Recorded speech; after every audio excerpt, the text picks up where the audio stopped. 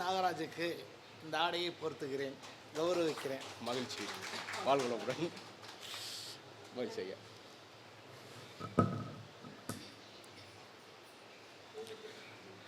வாழ்வளமுடன். குருவாழ்க, குருவை துணை. எனக்கு ஒரு கொடுக்கப்பட்ட இன்றைக்கி தலைப்பு வந்து என்னென்னா 6, 8, 12ஆம் பாவம். அதை பற்றி தகவல் கொடுக்க சொல்லியிருக்காங்க. இப்போ 6, 8, 12 வேணுமா வேணாமா? ஃபஸ்ட்டு வேணும். 6 வேணும். ஓகே. ஆமாம். ஏன்னா ஒரு குழந்தை பிறக்குது, அது வளருது அப்படின்னா எப்போ அது முழுமையடையும் அப்படின்னா 6ஆம் பாவம் வேலை செய்யும் போது தான் முழுமையடையும். அவருக்கு ஒரு வேலை உத்தியோகம் அமையணும். Voice okay. அப்போ அந்த உத்தியோகம் அவங்களுக்கு அமைஞ்சா தான் அவங்களுக்கு அவர் அந்த பாவம், அதான் முதல் பாவம், முதல் படி. அது ஒரு ஆணோட இல்லாட்டி ஒரு பெண்ணோட இன்றைக்கி வந்து சரிசமமானதுனால. ஸோ ஒரு மனிதனோட அந்த முதல் படி எங்கே ஆரம்பிக்கணும்? அந்த 6ஆம் பாவத்துலேருந்து ஆரம்பிக்குது. இந்த 6, 8, 12 தீய பாவங்கள் சொல்லிட்டாங்க. அது தீயது மட்டும் தான் செய்யுமா? இப்போ காலையில் ஐயா கேட்டது மாதிரி தான், குரு நல்லவரா கெட்டவரா அப்படின்னு கேட்டுட்டு ரெண்டுமே பதில் சொன்னார் இல்லையா? அது மாதிரி தான் ரெண்டுமே இங்கே இருக்குது 6, 8, 12. அப்போ போன ஜென்மத்தோட கர்மாவை இந்த ஜென்மத்தில் கழிக்கணும் அப்படின்னா இந்த 6, 8, 12 மூலமாக தான் நீங்கள் கழிக்க முடியும். அதுதான் உங்களை வச்சு செய்யும். நல்ல இருந்துச்சுன்னா, அந்த சஜித கர்மா இருந்துச்சுன்னா நீங்கள் தப்பிச்சு போனீங்கன்னு வச்சுக்கோங்க, இல்லைன்னா மாட்டிக்கிட்டீங்க. அப்படி மாட்டும்போது இந்த முதல் படியான வேலை கிடைச்ச உடனே உங்களுக்கு அதுக்கு அடுத்து என்ன நினைக்கிது அப்படின்னா 6ஆம் பாவம் வேலை செஞ்ச உடனே அதுக்கப்புறம் 7ஆம் பாவம் தானாக அமைஞ்சிரும். அதன் மூலமாக 7ஆம் பாவம் மூலமாக கிடைக்கக்கூடிய வரவு அந்த 8ஆம் பாவம், அதுவும் நல்லபடியாக கரை சேர்ந்துடும். இந்த 3 நல்லா அமைஞ்சிச்சுன்னு வச்சுக்கோங்களேன், அதுக்கடுத்து வரக்கூடிய 9, 10, 11 இந்த 3 பாவமும் நல்லாவே வேலை செய்யும். இந்த 3 பாவம் நல்லா வேலை செஞ்சிச்சு அப்படின்னா இந்த 12ஆம் பாவம்னா விரய பாவம்னு சொல்லக்கூடியது 2 வகையாக இருக்குது. அது சுப விரயம், அப்போ அசுப விரயம்னு சொல்லியிருக்கு. இந்த சுப விரயங்கிறது வீட்டில் நடக்கக்கூடிய நல்ல காரியம், அதாவது ஒரு சடங்கு நடத்துறது, அப்புறம் வீடு வாங்குறது, கார் வாங்குறது, நிலம் வாங்குறது, காணி இதெல்லாம் வாங்குறது எல்லாமே சுப விரயம். இன்றைக்கி நகை வாங்குறது எல்லாமே அதில் தான் நிற்கிது. அசுப விரயம் அது தசாபுத்தி எப்படிலாம் வேலை செய்தோ அதை பொறுத்து தான் அமையும். ஒன்று. இப்போ இதில் நான் ஒரே ஒரு விஷயம் மட்டும் ரொம்ப தெளிவாக ஒன்று சொல்ல விரும்புகிறேன். நம்ம எல்லாமே இந்த லக்னத்துக்கு தான் 6, 8, 12 பார்த்துக்கிட்டு இருக்கோம். சிலருக்கு அது சரியாக வேலை செய்யலை. அனுபவத்தில் பார்க்கும்போது லக்னாதிபதிக்கு 6, 8, 12 எப்போ வேலை செய்யுன்னு பாருங்கள். அதுதான் ரியலாகவே அதிகமாக வேலை செய்யும். அதனால் லக்னம் சொல்லி பேசிக்கிட்டு 6, 8, 12ஆம் பாவங்களை நீங்கள் எடுத்து வேலை செஞ்சுக்கிட்டு போது பார்த்தீங்கன்னா ஒரு பாவம் லக்னாதிபதிக்கு 6ஆம் பாவமாகவோ, லக்னாதிபதிக்கு 8ஆம் பாவமோ, லக்னாதிபதிக்கு 12ஆம் பாவமாகவோ வேலை செய்யும் போது அது நல்ல பாவங்களாக நமக்கு குறிக்காட்டும். ஆனால் தீய பாலம் நடந்துக்கிட்டு இருக்கோம். அது சூட்சுமம். இந்த சூட்சுமத்தை விளங்கிக்கிட்டு இந்த ரெண்டையுமே சேர்த்து எடுத்துக்கலாம். இன்னொரு விஷயம் இருக்குது, காலபுருஷ தத்துவமும் சேர்ந்து இருக்குது. ஏன்னா சில பாவகங்கள் வேலை செய்யும்போது 8ஆம் பாவம் வேலை செய்து உங்களுக்கு அசிங்கம் அவமானம் நடக்குது, இல்லாட்டி ஆப்ரேஷன் நடக்க போகுது அப்படின்னு சொல்லிக்கிட்டு இருக்கோம். அவங்களுக்கு அப்படி நடக்கலை. லக்னாதிபதிக்கு 8ஆம் பாவம் ஒன்று நடந்துக்கிட்டு இருக்கோம். அப்போ இந்த இவருக்கு ஆப்ரேஷன் நடக்கும். ஸோ அதை கொஞ்சம் கவனமாக இருங்க. ஏன்னா இது நான் உங்களுக்கு சொல்லணும்னு நினச்சது. அப்புறம் தீயக்கோள்கள் 6, 8, 12 இருந்தால் அவர் கொஞ்சம் கஷ்டப்பட்டு போராடியாவது பெரிய ஆள் ஆகிடுவார். நல்ல கோள்கள் 6, 8, 12 இருந்தால் அவை நமக்கு நல்லது செய்ய மாட்டாங்க. ஸோ இந்த விஷயத்தையும் மனசில் வச்சுக்கோங்க. நல்ல கோள்கள் வந்து 1, 4, 7, 10 5, 9 நல்ல பலனை தருவாங்க. தீய கோள்கள் 6, 8, 12 இருக்கும்போது மிக நல்ல பலனை தருகிறார்கள். இது அனுபவபூர்வமான உண்மை. அதை மனசில் வச்சுக்கோங்க. அப்போ குரு, சுக்கிரன், சந்திரன், புதன் இது 1, 4, 7, 10 5, 9 நல்ல பலனை தரக்கூடியது. 6, 8, 12 பாவங்களுக்கு சிறப்பு தரும். இவங்க உயர்வை தர்றாங்க. சூரியன், செவ்வாய், சனி, ராகு, கேது வந்து இதில் 6, அதாவது 3ஆம் பாவத்தை மறைமுகமாக ஒரு பாவத்தை சேர்த்துக்கோங்க. 3, 6, 8, 12 எல்லா கோள்களும் 6, 8, 12 எல்லாமே தீமை செய்கிறது இல்லை, நன்மை செய்கிறது இல்லை. அதில் சில கோள்களுக்கு பிரித்து சொல்கிறேன். அதை கொஞ்சம் வேணால் நீங்கள் நோட்ஸ் மாதிரி எழுதிக்கோங்க. சூரியன், செவ்வாய், சனி, ராகு, கேது இது வந்து 3, 12 இருந்தால் அதுக்கு பேர் மறைவு ஸ்தானம். சூரியன், செவ்வாய், சனி, ராகு, கேது இது வந்து 3, 12. சந்திரன் புதன் குரு 3, 6, 8, 12 இருந்தால் அதுக்கு பேர் மறைவு ஸ்தானம்.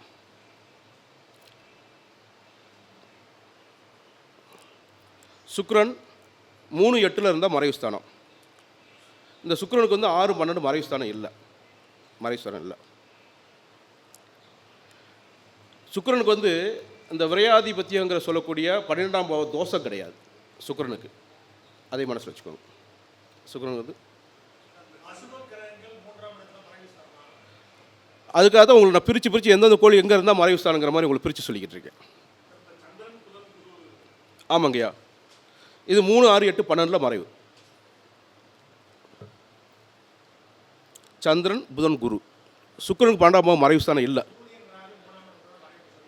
ஆமாம், மறைவு தான். நீங்கள் பலன் பாருங்கள். ஒரு சின்ன உங்களுக்காக ஒரு எக்ஸாம்பிள் சொல்கிறேன்.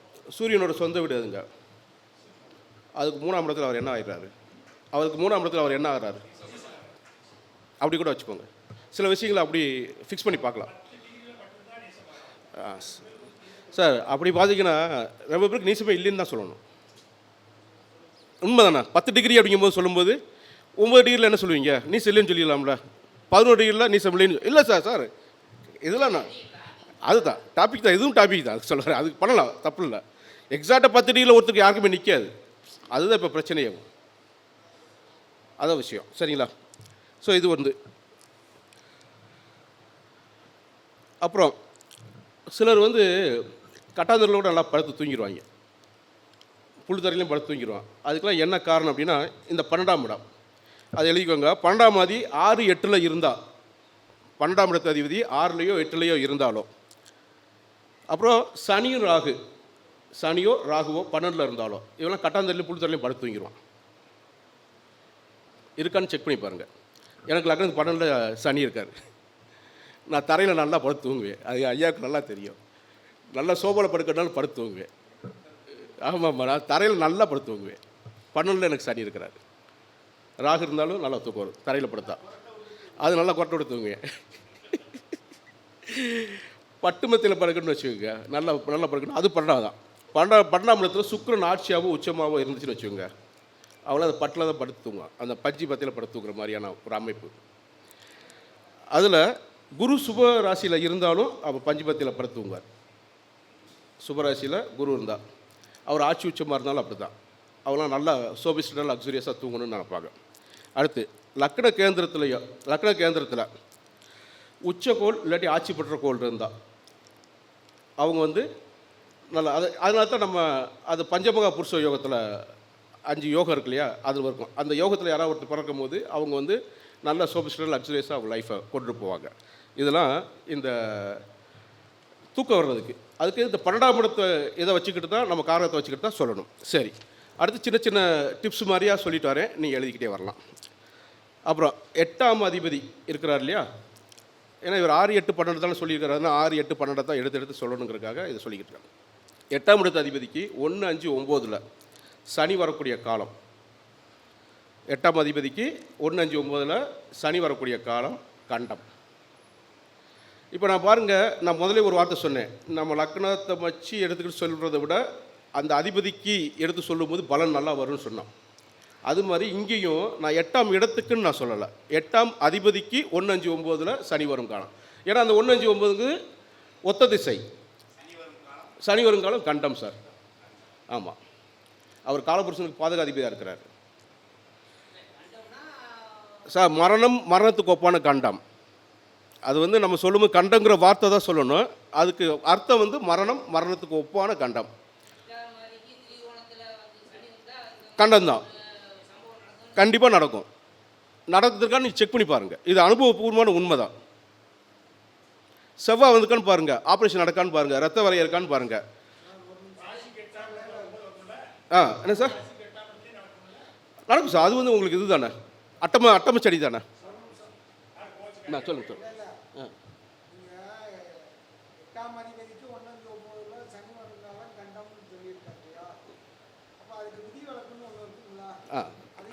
சார் அது குரு பார்த்தால் அப்படின்னு சொல்லுவோம். அது சார் அது சார் விதிவிலக்குன்னு ஒரு விஷயம் இருக்குது. நம்ம சொல்ல வந்த விஷயம் வந்து சொல்கிறேன், நான் கன்வே பண்ணுறேன். அப்புறம் நம்ம சொல்கிறோம்ல, எல்லாத்துக்கும் சனி தசையில் ராகு ஒரே பலனா சொல்லுவோம். நம்ம இப்போ சார் பார்த்தது தானே, ஒரு நிமிஷம் மாற்றினோம், அவர் குணத்தை மாற்றி காமிச்சாரா இல்லையா? வீடியோ போட்டு காமிச்சார். ஒரே ஒரு நிமிஷம் தான் மாற்றினார். முதல்ல ஒரு குணம் வந்து வாசித்து காமிச்சார். அடுத்து ஒரு நிமிஷம் மாற்றிட்டு அதே சாதத்துக்கு என்ன பண்ணார்? மாற்றி காமிச்சார்ல. அப்போ இங்கே வந்து கன்ஸ்டைன் சொல்லுவோம், அது பேர் விதிகள். Okay sir, right sir. ஆமாம் ஆமாம் ஆமாம். ம்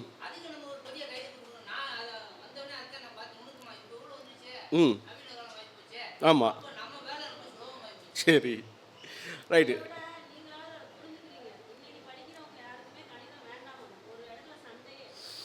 சார். அவர் அழகாக நடத்திக்கிட்டு இருக்கும்போதே சொன்னார், இப்போ இத்தனை நிமிஷத்தில் இந்த லக்னம் இருக்குது, மீதி 12 நிமிஷம் ஏதோ இருக்குது அப்படின்னா உடனே இன்ட்டு 4ஆல் பெருக்கி இத்தனை நிமிஷத்தில் இந்த லக்னம் இவ்வளோ நிமிஷம் வரைக்கும் இங்கே இருக்குன்னாரா? 8 டிகிரி மிச்சம் இருக்குது, என்னாங்க 32 நிமிஷம் இங்கே இருக்குன்னு சொன்னாரா? இதெல்லாம் நாங்களும் அன்றாட காலையில் இருந்துச்சோன்னே இந்த ஒருத்தர் டயத்தை சொன்னோன்னே, இந்த மாதத்தை சொன்னோன்னே ஒரு டைம் சொன்னாங்க, தேதி சொன்னாங்கன்னா இந்த லக்னம் இருக்கும் அப்படின்னு நம்ம ஒரு அப்ராக்சிமேட்டாக டக்குன்னு சொல்லிடலாம், வந்துடும் ஈஸியாக வந்து. அது என்ன சொல்கிறோம், அந்த லிக்த லவ ஜனங்கன்னு ஒரு விளம்பரம் இருக்கிற மாதிரி நீங்கள் எழுதி பார்க்கணும், படித்து பார்க்கணும், அது வந்துடும், உடனே வரும். பழக்கம் வந்தால் வந்துடும்.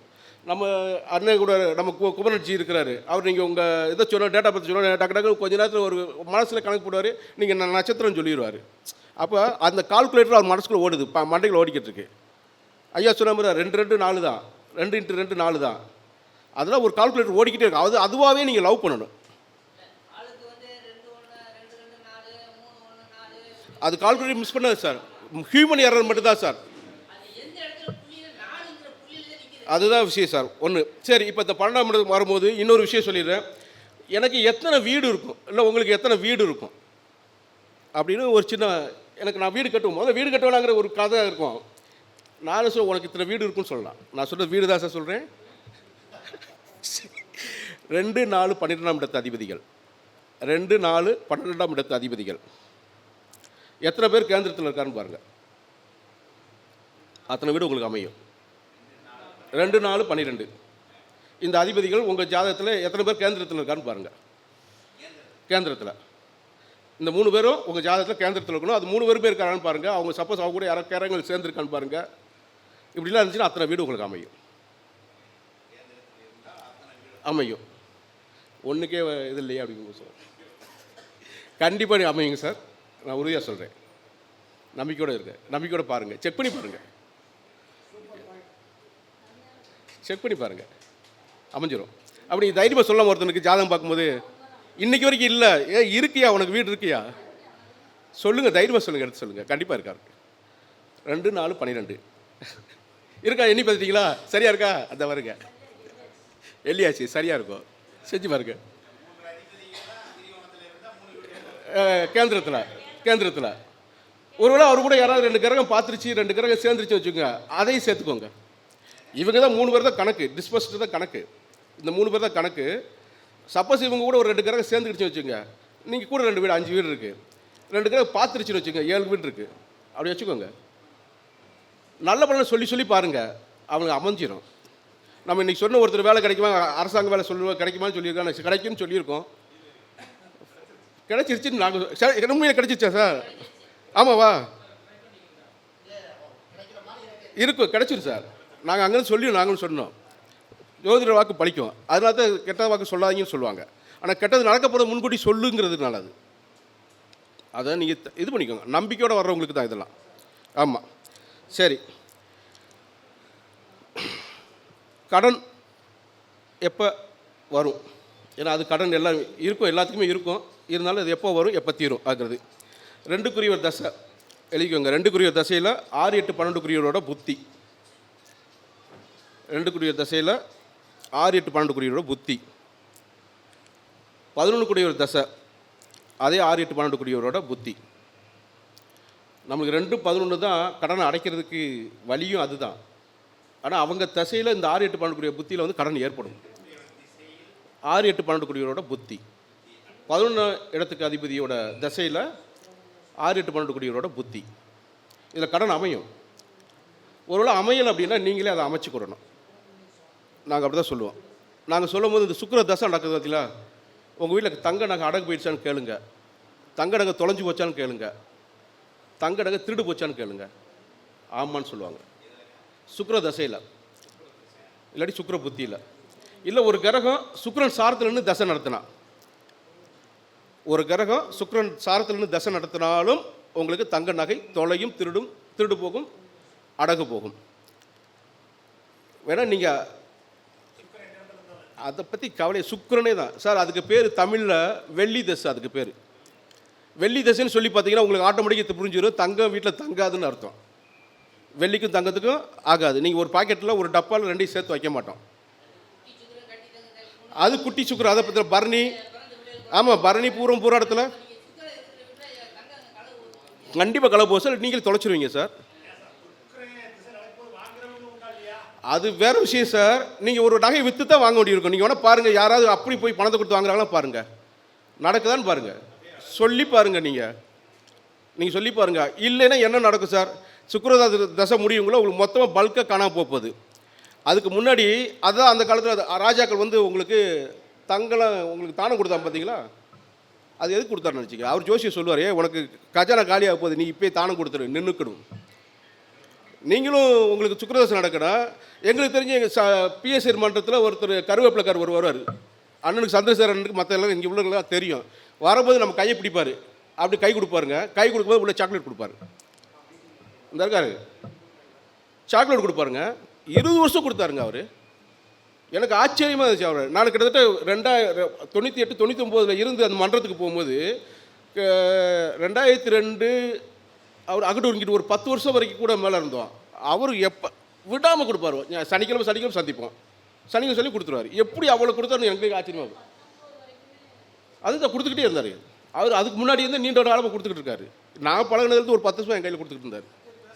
பேச மாட்டாருங்க, யார்கிட்டையும் பேச மாட்டார். ஆனால் இன்னைக்கு யாரை சந்திச்சாலும் சரி எடுத்துகிட்டு கை கொடுப்பாரு. ஆனால் அவர் கைக்குள்ளே சாக்லேட் இருக்கும்.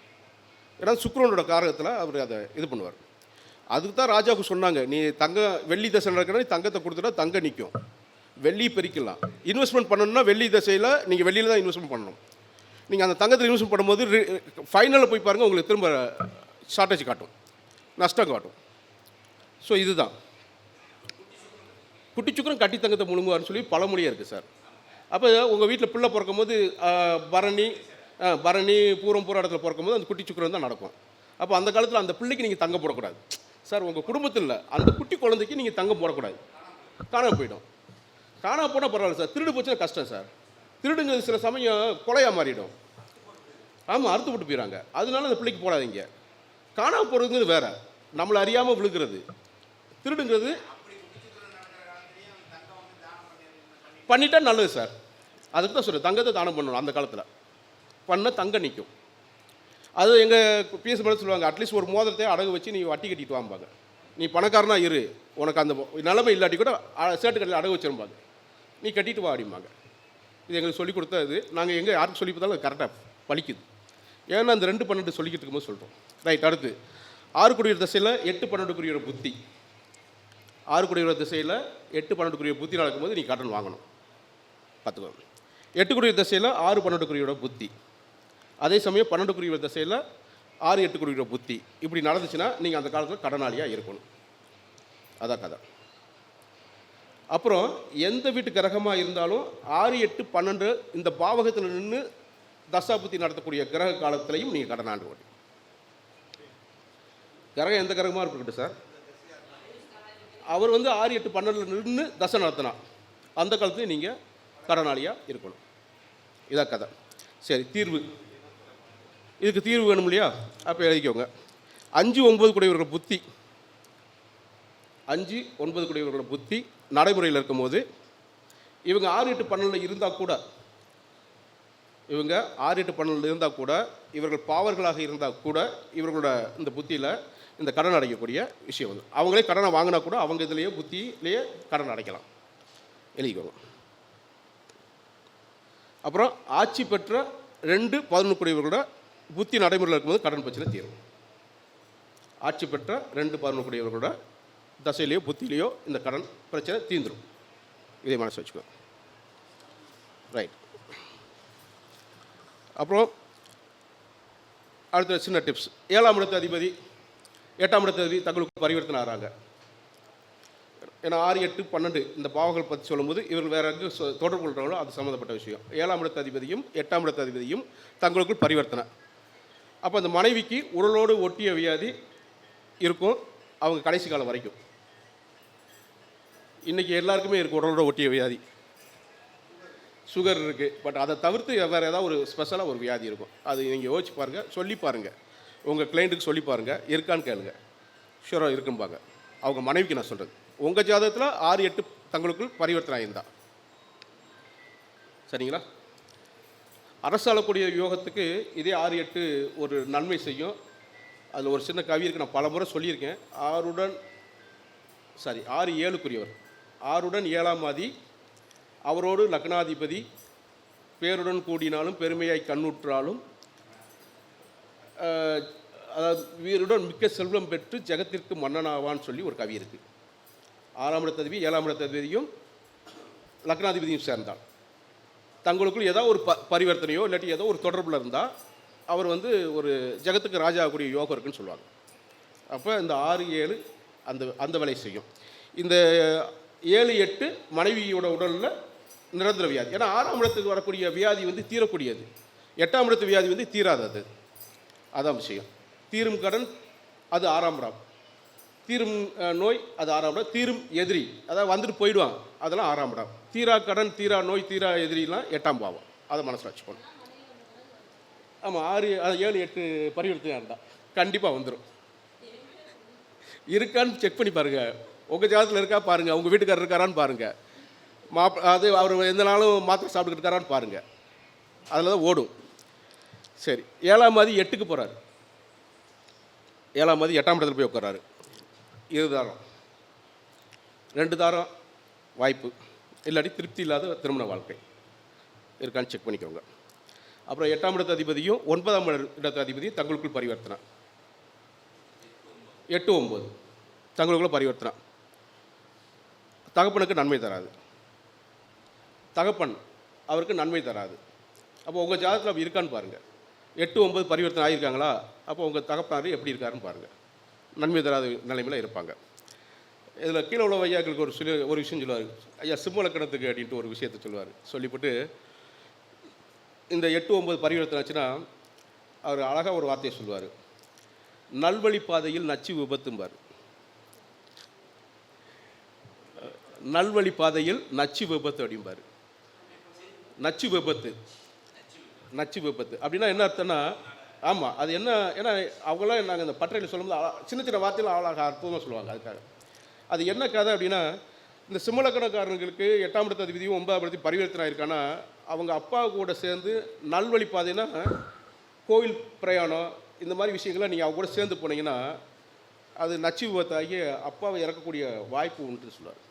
இல்லை அவரோட சேர்ந்து யார் பயணம் பண்ணுறாங்களோ அவங்களுக்குலாம் அந்த விபத்து ஏற்படுறதுக்கு வாய்ப்பு உண்டுன்னு சொல்லுவார். அந்த அப்போ இந்த ஜாதகத்தை பார்த்துவிட்டு அப்பா மகனை கொஞ்சம் பிரித்து விட்டு போய்க்கணும் அப்படிங்கிற விஷயத்த நாசுக்காக சொல்கிறேன். இருந்திருக்கான்னு செக் பண்ணி பாருங்கள். இது ஒன்று. அடுத்து 64வது நவாம்ச அதிபதி இருக்கார் இல்லையா? 64 நவாம்ச அதிபதி எங்கே இருப்பார்? உங்களுக்கு நவாம்சத்தில் லக்னம் இருக்கு இல்லையா? அதுலேருந்து 4ஆம் இடம், அது 64வது நவாம்சம். அந்த வீட்டுக்கு அதிபதி இருக்கிறார் இல்லையா? அவர் ராசி சக்கரத்தில் 6, 8, 12 இருந்தால் 64வது நவாம்ச அதிபதி ராசி சக்கரத்தில் 6, 8, 12 இருந்தால் அவங்களோடு சம்பந்தப்படக்கூடிய கிரகங்களின் தன்மைக்கு தக்க அவரோட மரணம் ஏற்படும். அந்த ஜாதகரோட மரணம் இருக்கும் பார்க்கும். ஒரு எக்ஸாம்பிள், 64வது நவாம்ச அதிபதி உங்கள் ராசி கட்டத்தில் 6, 8, 12 ஏதோ ஒரு இடத்துல இருக்கிறாரு. அவர் கூட ராகு இருக்கிறாரு அப்படின்னா அவருக்கு விஷத்தால் மரணம். கேது சேர்ந்துருந்தால் கயிறால் மரணம், தூக்கு போடுறது, அதனால் மரணம். செவ்வாய் சனி சேர்ந்துருக்குன்னா துர்மரணம் ஏற்படும். இது மாதிரி நீங்கள் ஒவ்வொரு கோள்களும் அதுக்கு காரகத்தை வச்சுக்க நீங்கள் சொல்லிக்கலாம். ஒருவர் சந்திரன் சேர்ந்துருக்காருன்னு வச்சுக்கோங்க, அவர் நீரில் கண்டம் சொல்லலாம், செவ்வாய்னா நெருப்பில் கண்டம் சொல்லலாம். இப்படி ஒன்றா சேர்த்து நீங்கள் சொல்லிக்கலாம். தெரியுதாங்க? புரியுதா? திரும்ப சொல்லணுமா? 64வது நவாம்ச அதிபதி ராசி சக்கரத்தில் 6, 8, 12 இருந்து அவங்களோடு சம்மந்தப்படக்கூடிய கிரகத்தின் தன்மைக்கு ஏற்ப அந்த ஜாதகரின் மரணம் ஏற்படும். அது நீங்கள் நவாம்சம் இருக்கு இல்லையா, உங்களுக்கு நவாம்ச லக்னம் இருக்குல்லண்ணாச்சு, நவாம்ச லக்னத்துலேருந்து 4வது வீடு. 4வது வீடு ஒருவேளை நவாம்சம் வந்து இப்போ ரிஷப லக்னம்னு வச்சுக்கோங்க, நவாம்சத்தில் ரிஷப லக்னம், அதுலேருந்து 4வது வீடு எது? நான் சொல்கிறது ரிஷபத்துக்கு சிம்மம் 4வது வீடு. இப்போ இந்த சூரியன் இருக்கார் இல்லையா, இவரை தனியாக தூக்கிக்கோங்க, 4ஆம் வீட்டு. அதுதான் அவர் தான் 64வது நவாம்சாதிபதி. இவரை தூக்கி ராசி சக்கரத்தில் 6, 8, 12 இருக்காரான்னு பாருங்கள். ராசி சக்கரத்தில் லக்னத்துக்கு 6, 8, 12 இருக்கிறாரான்னு பாருங்கள். இப்போ இருக்கும்போது அவர் கூட யார் சம்மந்தப்பட்டிருக்காங்களோ அது சம்மந்தப்பட்ட மரணம். புரியுங்களா? இன்னும் வழக்கமாக பாருங்கள். எப்படிங்க? மிக்ஸ்டாக இருக்கும், மிக்ஸ்டாக ஒரு விஷயம் நடக்கும் பாருங்கள். அதில் எது தசாபதி நான் முன்னுக்கு வருதுன்னு பாருங்கள், முன்னுக்கு வருதுன்னு பாருங்கள். இன்னொரு விஷயம் யோசிக்கல, லக்னத்துலேருந்து எது மொத பாவத்தை தொடுதுன்னு பாருங்கள். லக்னத்துலேருந்து எது மொத பாவமாக வருதுன்னு பாருங்கள். அது சம்மந்தப்பட்ட விஷயங்களுக்கு அதிக முக்கியத்துவம் கொடுங்க. இல்லாட்டி யார் வலுத்திருக்கான்னு பாருங்கள். வலுத்திருக்கிற கோள்கள் வந்து அது தன்னோட வேலையை எடுத்துக்கணும். அதுக்கு சொல்லுவார். நம்மளுக்கு தெரியும் ராகு கேதுகள் தான் வலுவான கோள்கள். ஒரு அவங்க இருந்துட்டாங்கன்னா இப்போ நீங்கள் வேறு எதுவுமே பார்க்க தேவையில்லை. வேறு கிரகம் இருக்குது, அதில் ஆட்சியாக இருக்குது, உச்சமாக இருந்துச்சுன்னா அந்த கோள் வேலை செய்யும். ஸோ இதெல்லாம் மனசு வச்சுக்கோங்க. அது நீங்கள் பழக அது வந்துடும், சொல்ல வந்துடும், தானாக வரும்.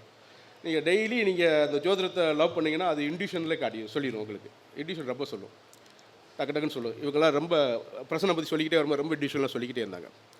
அது மாதிரி இப்போ 8ஆம் பாவம் சொல்கிறதுனால நான் ஒரு சின்ன எக்ஸாம்பிள் சொல்கிறேன். இப்போ இங்கே மதுரையில் இருக்கும்போது நான் ஒரு வீட்டில் குடியிருந்தேன். அந்த வீடு அன்றைக்கி நான் காலி பண்ணி வேறு வீட்டுக்கு போக போகிறேன். தேனிக்கு பக்கத்துலேருந்து மொத்தமாக வேனில் ஒரு பெரிய குடும்பம் ஜாதகம் பார்க்க வந்துட்டாங்க. நான் மாடி வீட்டிலேருந்து காலி பண்ணிக்கிட்டு இருக்கேன். இவங்க மேலே ஏறி வந்துட்டாங்க. காலி பண்ணுற போது பரவாயில்ல மேலே ஏறி வந்துட்டாங்க. என்னங்கன்னு கேட்டால் இந்த மாதிரி ஒரு பார்க்கணும் அப்படின்னோடனே நான் வீடு காலி பண்ணிக்கிட்டேன். இல்லை அவசியம் பார்த்தேன்னுட்டாங்க. உட்கார உடனே எண்ணி பார்த்தா 8 பேர் உட்காந்துருக்காங்க. ஏன்னா இந்த 8 அப்போ 8ன்னா மரணம் சம்மந்தப்பட்ட விஷயம். சரி யாருக்கு பார்க்கணும்னு சொன்னேன். அந்த அம்மா சொல்லுது எனக்கு தம்பிக்கு ஒருத்தருக்கு பார்க்கணுன்னு. அந்த தம்பியை எனக்கு முன்னாடி உட்கார வைங்க, நான் பலன் சொல்கிறேன். தம்பியை முன்னாடி உட்கார வச்சா நான் பலன் சொல்கிறேன், இல்லாட்டி இல்லை அப்படின்னா அவங்க இல்லைன்னு சொன்னாங்க. அப்போ இதுக்கு மேலே நீங்கள் கேட்க வேணாம், நீங்கள் கிளம்புங்க. நானும் வீட்டை இன்னொரு விஷயம், நானும் வீட்டை காலி பண்ணிக்கிட்டு இருக்கேன்.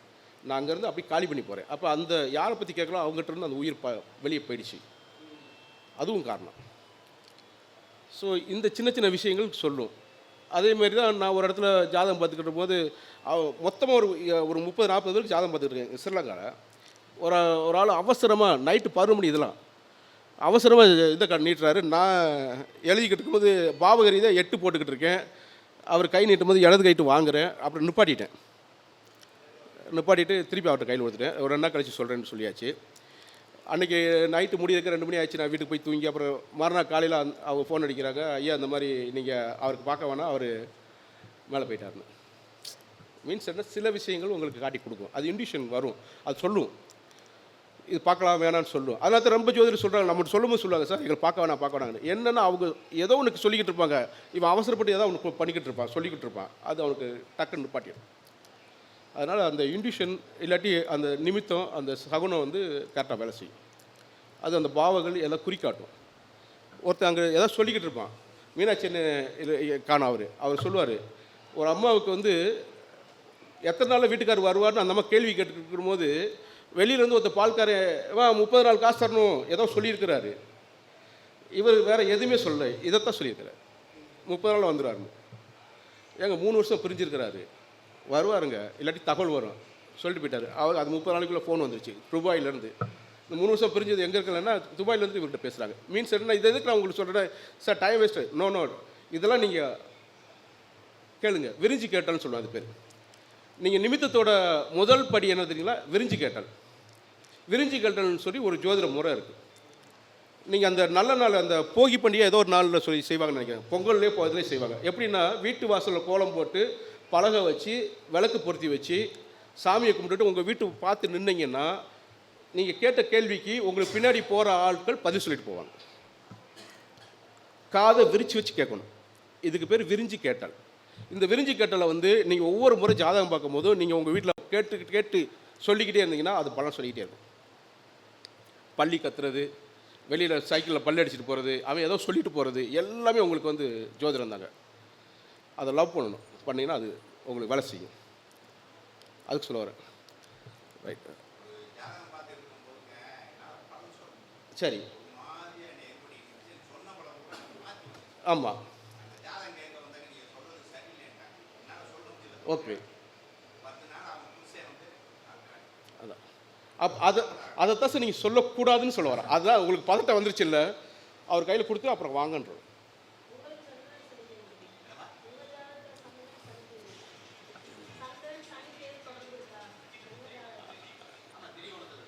அவ்வளோதான், வேலை போச்சு.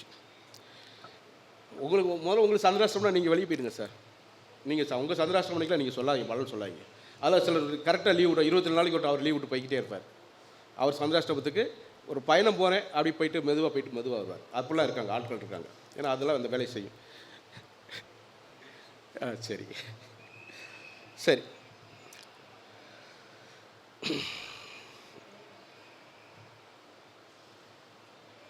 ஆறுக்குடியவர் 2ல் இருக்காருன்னு வச்சுக்கோங்க.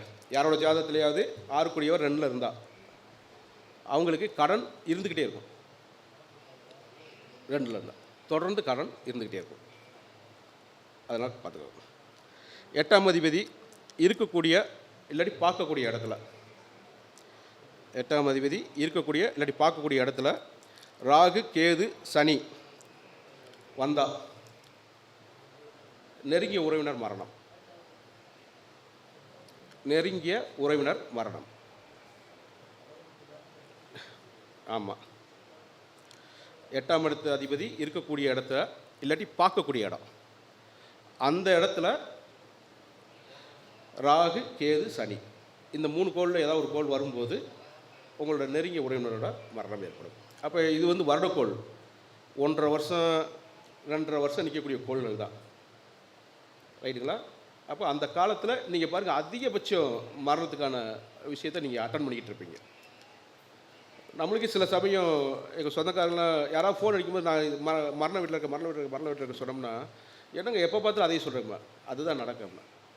ஏன்னா அந்த காலம் பூரா அதையே தான் வரும். அதுக்கு ஒன்று நம்ம ஸ்க்ரீன்ஷாட் எடுப்போம். இப்போல்லாம் ஸ்க்ரீன்ஷாட், ஏன்னா மை ரிலேட்டிவ்ஸ்னு சொல்லி நாங்கள் வாட்ஸ்அப் குழு வச்சுருக்கோமே, மெசேஜ் வருது உடனே தட்டி விட்டு போட்டுறது. உனக்கு சொல்லக்கூடாதுயா, இதான் நடந்துக்கிட்டு இருக்கோம்மா, இதுதான் உங்கள் வீட்டில் நடக்கும் அப்படிமா, அது கரெக்டாகவே இருக்கும். ஸோ இதெல்லாம் வந்து ஒரு நிமித்தம் மட்டும் கிடையாது, நீங்கள் அட்டன் பண்ணுறது ஒரு நிமித்தம். இந்த மாதிரி கோள்கள் இருந்தால் நீங்கள் இதை அட்டன் பண்ணிக்கிட்டே இருப்பீங்க. இருக்குதான்னு செக் பண்ணி பாருங்கள். நீங்கள் அதிகமாக அந்த மரண அறிவித்தல் இதில் போய் நீங்கள் நின்ன காலம் எடுத்து பாருங்கள். உங்களோட உறவினர் மரணத்தை செக் பண்ணி பாருங்கள். உங்களோட 8ஆம் இடத்து அதிபதியோட இருக்கக்கூடிய இடத்துக்கோ இல்லாட்டி அதோட பார்க்கக்கூடிய இடத்துக்கோ இந்த கோள்கள் வந்திருக்கும். வந்த காலத்தில் தான் இது நடக்கும். இதை மரணம் சொல்லிக்கணும். ரைட். ஆமாம், சனி பார்க்குற இடத்துக்கோ இல்லாட்டி அது நிற்கிற இடத்துக்கோ. ஆமாம். அப்போ குருக்கெலாம் கஷ்டம், சனிக்கெலாம் கஷ்டம் தான். 8ஆம் இடத்து அதிபதியாக குருவோ சனியோ வந்தால் ரொம்ப கஷ்டம். ஏன்னா அவங்க பார்க்கக்கூடிய இடம் என்ன, 3 இடம் இருக்குல்ல, அதுக்கு சொல்லுவார்.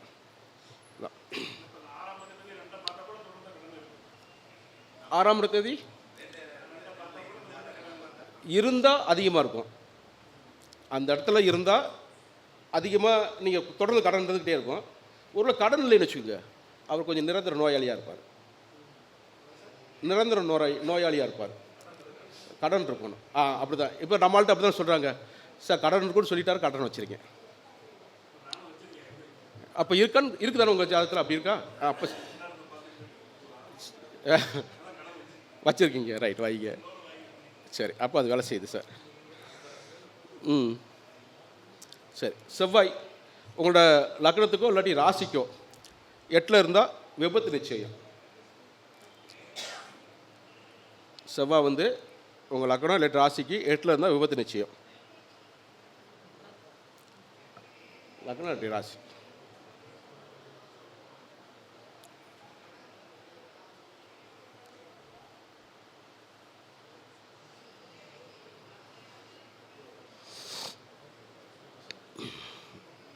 சரி. அடுத்து சூரியனுக்கு 8ல் கேது. சூரியனுக்கு 8ல் கேது.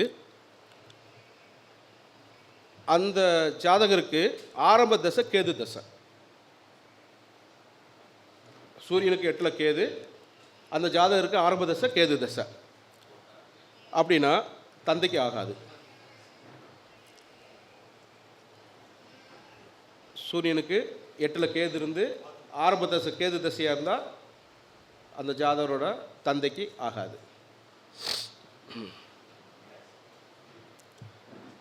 சந்திரனுக்கு 8ல் கேது இருந்து ஆரம்ப தசை கேது தசையாக இருந்தால் தாய்க்கு ஆகாது. இதே போல் நீங்கள் மற்ற கிரகத்துக்கு நீங்கள் பார்க்கலாம். எந்த ஒரு கோளுக்கும் 8ல் கேது நின்று ஆரம்ப தசை அந்த கோளோட தசையாக இருந்தால் அந்த கோள்கள் குறிக்கக்கூடிய உறவினர்களுக்கு ஆகாது. செக் பண்ணி பார்த்துக்கோங்க. புரியுதான்னு பாருங்கள். சூரியனுக்கு 8, சந்திரனுக்கு 8. இப்போ ஒருவேளை செவ்வாய்க்கு 8ல் கேது நிற்கிறாரு. இப்போ செவ்வாய் தசையை ஆரம்ப தசை நடந்துச்சுன்னா அதான் சொல்கிறேன், குழந்தை பிறந்தோடனே அப்பாக்காகல அம்மாக்காகலே சொல்லலை. சில சமயம் இது பொதுவாகவே ராகுட நட்சத்திரத்தில் ஒரு குழந்தை பிறந்து அந்த தசை ராகு தசை நடக்கும்போது அந்த ராகு தசை முடிக்கும்குள்ள அவரோட தாத்தா பாட்டியை, அப்பா வழி தாத்தா பாட்டியை யாராவது அந்த வழியில் ஒரு ஆட்களை தூக்கிடும். அதே மாதிரி கேது தசை ஆரம்ப தசையாக இருந்துச்சுன்னா அது தாய் வழியில் இருக்கக்கூடிய தாத்தா பாட்டி இருக்காங்க இல்லையா, அவங்க வர்க்கத்தில் ஆட்களை தூக்கிடும். அந்த கேது தசை முடியும்குள்ள நடந்திருக்கான்னு பாருங்கள். இல்லை நான் சொல்கிறது புரியுதான்னு பாருங்கள். இப்போ நான் சதய நட்சத்திரம், எனக்கு 1.25 வருஷம் மிச்சம் இருந்துச்சு ராகு. எங்கள் தாத்தா நான் பிறந்த 3 மாதத்துக்குள்ளே அவர் வைகுண்ட பிராப்தி அடைஞ்சிட்டார். இன்னொன்று, எங்கள் குடும்பத்தில் நான் தான் ஆம்பளை பையன். எனக்கு முன்னாடி 2 அக்கா, எங்கள் அத்தைங்களுக்கும் பொம்பளை பிள்ளை தான். நான் தான் ஆம்பளை பையன் பிறந்தோன்னே எங்கள் தாத்தா என்னை தூக்கி பார்த்துட்டு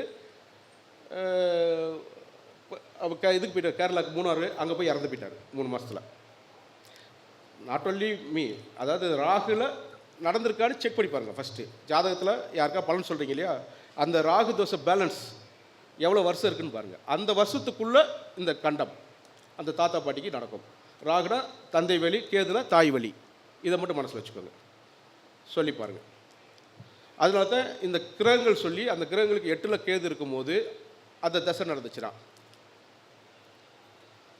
அது அந்த அந்த அந்த இது அவங்க இந்த கிரகம் குறிக்கக்கூடிய உறவினர்களை பாதிக்கும். இது அவசியம்.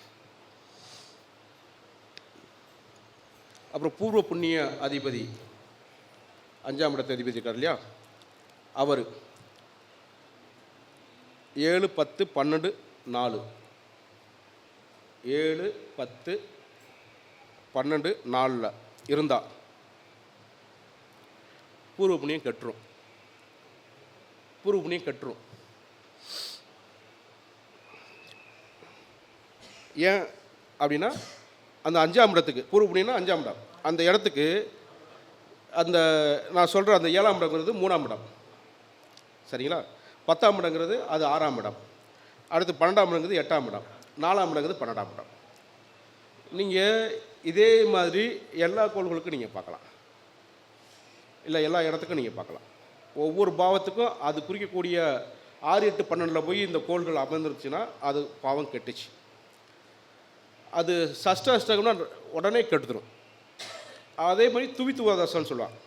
துவினா 2, துவாதசம்னா 12. இந்த துவி துவாதசமாக இருந்தாலும் அது கெடுக்கும். 2, 12 இருக்கும்போது நல்லது செய்யாது. ஸோ இதை மனசில் வச்சுக்கோங்க. சரி, இன்னும் நிறைய இருக்குது. இன்னும் யார் ஐயா பேசணும்? சரி ஐயா, நீங்கள் உங்களை வச்சுக்கிட்டே தான் பேசிக்கிட்டே இருக்கலாம். கடவுளே, சாணிராமன் இருக்கிறாரு, ஐயா கலைப்பண்ணன் ஐயா இருக்கார். ரைட், மகிழ்ச்சி. நான் இன்னும் அடுத்த முறையும் எல்லாம் நாம் இந்த இந்த நாமினி சண்முகல் ஐயா மன்றத்தை பொறுத்த முறைக்கும் அருள்வேல் ஐயாவும் 4 செல்ல பிள்ளைங்க மாதிரி, அதே மாதிரி பெர்மனண்ட்டாக வந்து பேசக்கூடிய நாங்கள் அதனால் நாங்கள் வந்து ஒவ்வொரு முறையும் பேசுகிறோம். நான் ஏன் ஃப்ளெக்சிபிளாக இருக்கேன்னா, மற்றவங்கள பேச வச்சுட்டு தான் நான் ஃப்ளெக்சிபிளாக இருக்கிற டயத்தில் நான் பேசிக்குவேன். அது மாதத்துலேருந்தே உங்களுக்கு நல்லா தெரியும். அதில் இருக்கிற டயத்தை பேசிக்குவேன். அதே மாதிரி மற்றவங்க பேசட்டும். நான் அடுத்த மாதமும் நான் இதே மாதிரி வருவேன், வந்து பேசுகிறேன். மகிழ்ச்சி. வாய்ப்புக்கு நன்றி ஐயா. வணக்கம். வாழ்க்கை வளமுடன். நண்பர்களே, எப்பொழுதுமே 5 மணிக்கெல்லாம் முடிச்சிருவோம். இப்போ மணி 5 ஆச்சு. அதனால்